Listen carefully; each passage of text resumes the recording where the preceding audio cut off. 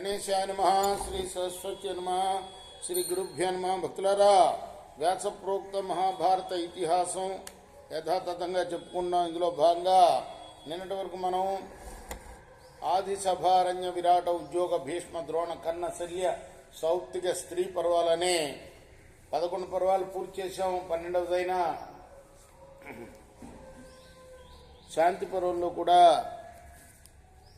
283 అధ్యాయాలు పూర్తి చేసి 284వ అధ్యాయంలోని 79వ శ్లోకం వరకు చెప్పుకున్నాం. ఈ రోజున 80వ శ్లోకం నుండి కొనసాగిద్దాం. కొనసాగించే ముందు వ్యాస భగవాను ప్రార్థన చేసుకుందాం. వ్యాసాయ విష్ణు రూపాయ వ్యాస రూపాయ విష్ణవే నమో వై బ్రహ్మనిజయే వాసిష్ఠాయ నమో నమః. నారాయణం నమస్కృత్య నరం చైవ నరోత్తమం దేవీం సరస్వతిం వ్యాసం తతో జయముదీరయేత్. అంజనానందనం వీరం జానకీ శోకనాశనం కపి సముఖ్యంతారాం వందే లంకా భయంకరం సదా నింబవృక్షస్య మూలాదివాసాత్ సుధాశ్రావిణం తిక్తమప్యప్రియంతం తరుం కల్పవృక్షాదికం సాధయంతం నమామీశ్వరం సద్గురుం సాయినాథం.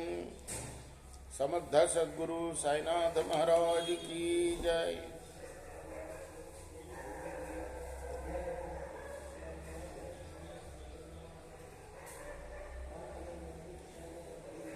నమోర్ధ్వదంష్ట్రకేశాయ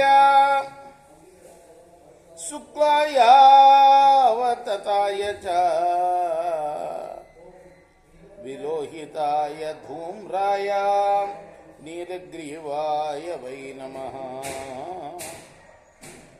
నువ్వు ఊర్ధ్వదంష్ట్రలు కలవాడివి, ఊర్ధ్వకేశుడివి, పరిశుద్ధుడివి, సర్వవ్యాపకుడివి, రజోగుణంతో విలోహితుడివి, తమోగుణంతో ధూమ్రుడవి, నల్లటి కంఠం కల నీకు నమస్కారము.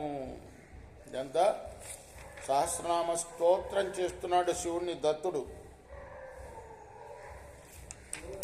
చేశాడు అని మాత్రమే చెప్పాడు భీష్ముడు ధర్మరాజుకి. ఆయన యొక్క అనుగ్రహానికి పాత్రుడై మళ్ళీ దక్షయజ్ఞంలో అన్నీ సమకూర్చుకున్నాడు. ఆయన ఒక చూపుతోటే మళ్ళీ ధ్వంసం చేసినవన్నీ వచ్చినాయి. అప్పుడు స్తోత్రం చేశాడు దక్షుడు. చేశాడు అని చెప్పగానే భీష్ముడిని ధర్మరాజు అడుగుతున్నాడు, ఆ స్తోత్రం చెప్తావా తాతయ్య అని. ఆ స్తోత్రం చదువుకుంటున్నాం మనం. నమోస్త్వ ప్రతిరూపాయ నమోస్త్వ ప్రతిరూపాయ విరూపాయ శివాయ చ సూర్యాయ సూర్యమాలాయ సూర్యధ్వజ పతాకినే. నీతో సమాన రూపం ఎవరికి లేదయ్యా. వివిధ రూపాలు ధరిస్తావు. కళ్యాణకారకుడివి నువ్వు, సూర్యుడివి. సూర్యుడు మాలగా అయిన వాడివి నువ్వు. అంటే నీ మెళ్ళో అందరూ సూర్యులు వెలుగుతూ ఉంటారయ్యా. సూర్యుడే ధ్వజంగా పతాకంగా గలవాడివి, నీకు నమస్కారాలు. నమః ప్రమథనాథాయ వృషస్కంధాయ ధన్వినే శత్రుందమాయ దండాయ పన్నచీరపటాయ చ. ప్రమథగణాలకి నాథుడివి నువ్వు. ఎద్దు మూపురం వంటి ఎత్తైన భుజాలు కలవాడివి, పినాక ధనస్సు ధరించిన వాడివి, శత్రువుల్ని అణిచేవాడివి, దండాన్ని ధరిస్తావు. ఆకు నారచీరలు,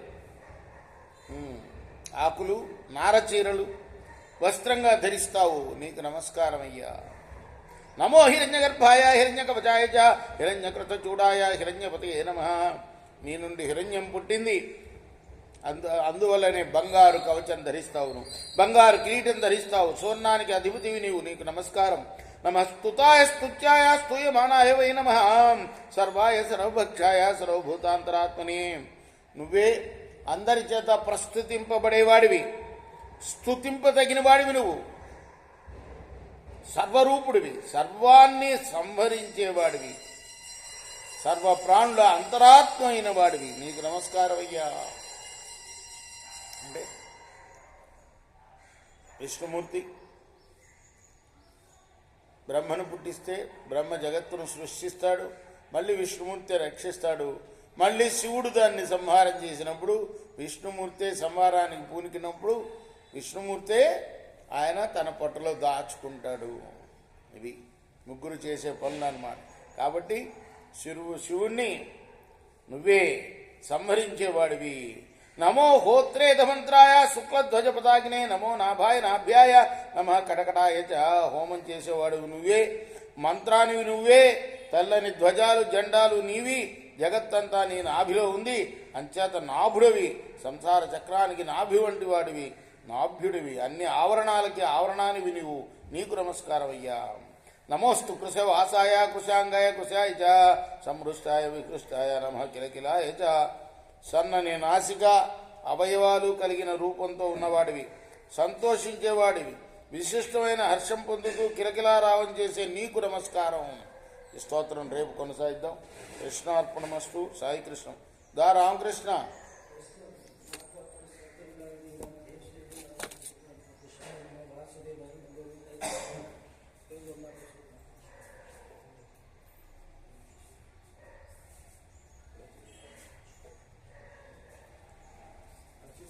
ఇదిగో